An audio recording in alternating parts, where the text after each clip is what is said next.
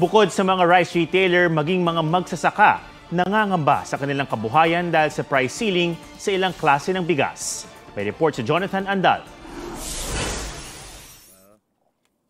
Sabi ng magsasakang si Moises, nasa 25 pesos per kilo ang bilihan ng palay sa ngayon. Pero baka raw bumaba ito sa 17 pesos per kilo sa oras ng anihan. Pag sinabi ng dealer, ganun lang ako, wala kang magagawa. Dahil kailangan mo pera.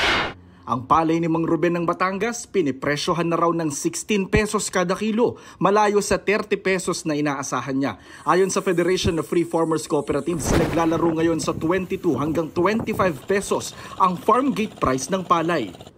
Mahal na nga ang puhunan para makapagtanim, paano pa ang mga tulad ni Eduardo na kailangan pang hatian ng kita ang may-ari ng lupang sinasakahan. Hanggang makabrot nagtaltalo, naglalukot, kaduan na umawawat kamla dito. Sa dakil ti magasto. Tala pa nagraipan ka, dakil pa ti magasto. Hiling ng ilang magsasaka sa Pangulo. Magbabadi siya ng EO na ang halaga ng palay ay gawin niyan 22 to 23 para naman po kami magsasaka ay maliligaya. Sa farm gate yan? Opo, sa farm gate. Sa dinaranas na hirap, si Mang Moises ayaw nang maging magsasaka rin ang mga anak. Gusto ko lang matuloy sila sa pag-aaral para huwag na sila matulad sa akin magsasaka. Mahirap ang buhay magsasaka. Kahapon, nalugi ang retailer na si Christy ng 9,000 pesos, 2,700 pesos kada kaban o 54 pesos kada kilo ang puhunan niya sa well-milled rice. Pero 45 pesos lang niya itong ibinenta alinsunod sa price cap.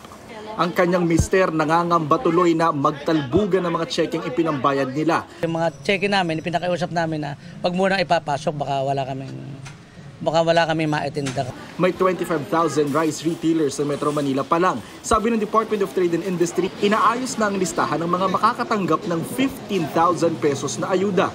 Ang target ng pamahalaan bago matapos ang linggo nagdi-distribute na dito sa NCR. Oras na matukoy na ang benepisyaryo, balak ng DSWD na sa palengke mismo ang payout. Jonathan Andal nagbabalita para sa GMA Integrated News.